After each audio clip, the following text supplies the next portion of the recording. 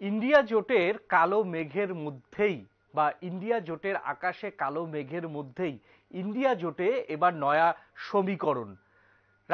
বাংলার মুখ্যমন্ত্রী মমতা বন্দ্যোপাধ্যায় তিনি পাঞ্জাব সফরে যাচ্ছেন এবং পাঞ্জাব সফরে গিয়ে আপ নেতৃত্বর সঙ্গে বৈঠক করতে চলেছেন বলে এখনো পর্যন্ত তৃণমূল ভবন সূত্রের খবর।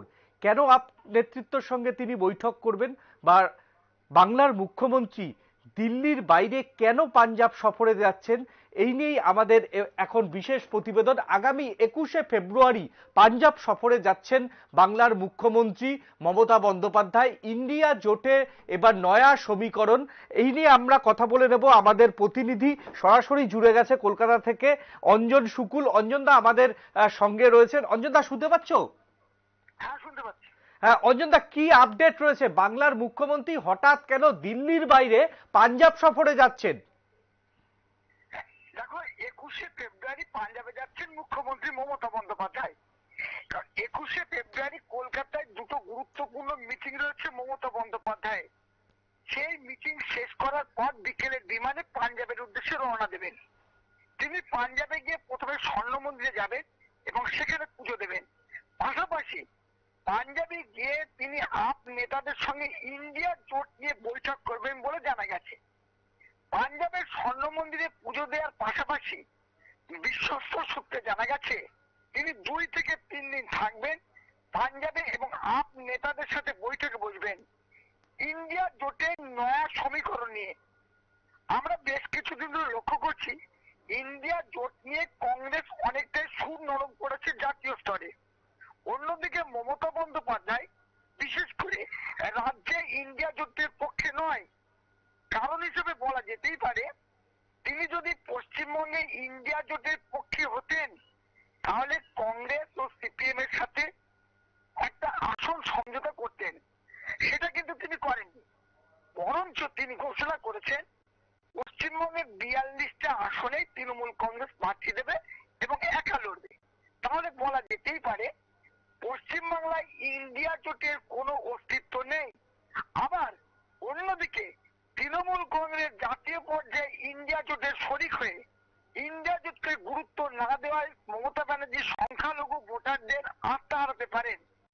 সমস্ত দিক দিয়ে বিবেচনা করে তিনি জাতীয় স্তরে আপ এবং কংগ্রেসের সাথে বৈঠক করে ইন্ডিয়া জোটের কথা বলছেন। এমনকি তিনি কংগ্রেস ও আপ নেতাদের বলছেন যে ছোট ছোট আঞ্চলিক দলগুলোকে বেশি করে গুরুত্ব দিয়ে তাদের সাথে আসন সমঝোতা করার পরামর্শ দিচ্ছেন। না, আমি অঞ্জনদা একটু তোমাকে থামাবো।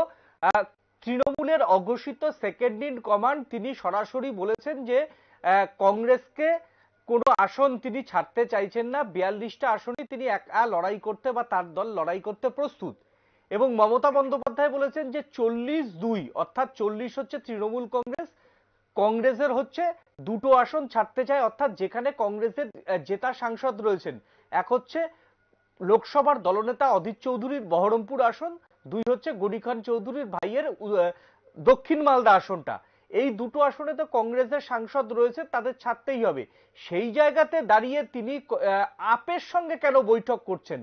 আপের তো কোনো সাংসদ বাংলাতে নেই, আপের কোনো ভোট শতাংশ, উল্লেখযোগ্য ভোট শতাংশ বাংলাতে নেই।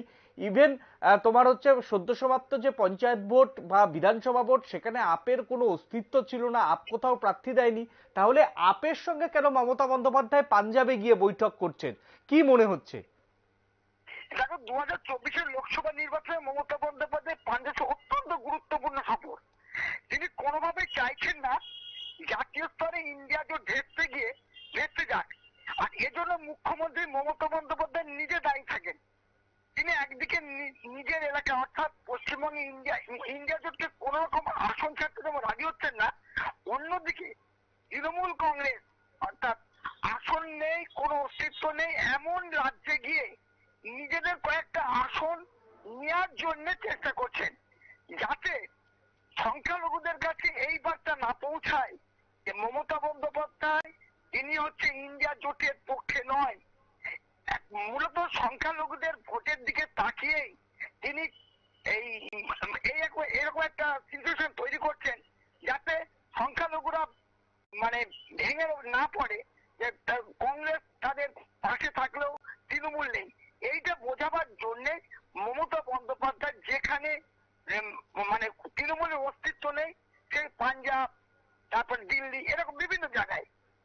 বলছেন যে ছোট ছোট দলগুলোকে গুরুত্ব দিয়ে, ছোট ছোট দল বলতে মমতা বন্দ্যোপাধ্যায় তৃণমূল কংগ্রেস একটা ছোট দল, এই দল তাহলে ওখানে আসন পাবে, আসন পেলে ওখানে দু একটা আসন পেলে যদি জিততে পারে জাতীয় স্তরে মমতা বন্দ্যোপাধ্যায় প্রমাণ করবে যে তিনি ইন্ডিয়া জোটের পক্ষে।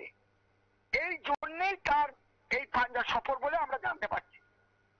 সেখানে কি অরবিন্দ কেজরিওয়ালের সঙ্গে বৈঠক করবেন না পাঞ্জাবের মুখ্যমন্ত্রীর সঙ্গে ভগবন্ত মানের সঙ্গে বৈঠক করবেন? সেই রকম কি কিছু আপডেট পাওয়া গেছে তৃণমূলের তরফ থেকে?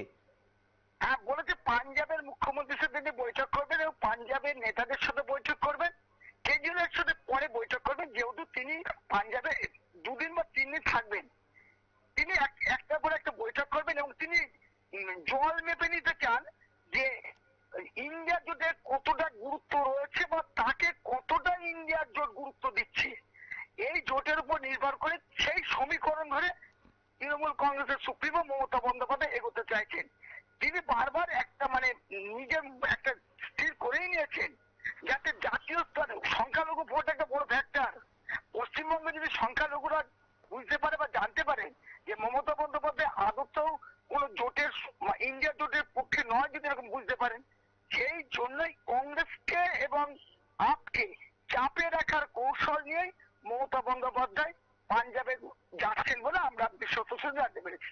হ্যাঁ, সেই যে দুদিনের তার যে পাঞ্জাব সফর, সেই পাঞ্জাব সফরে কি কংগ্রেসের সঙ্গে তার কোনো আলোচনা হতে পারে বলে জানা গেছে?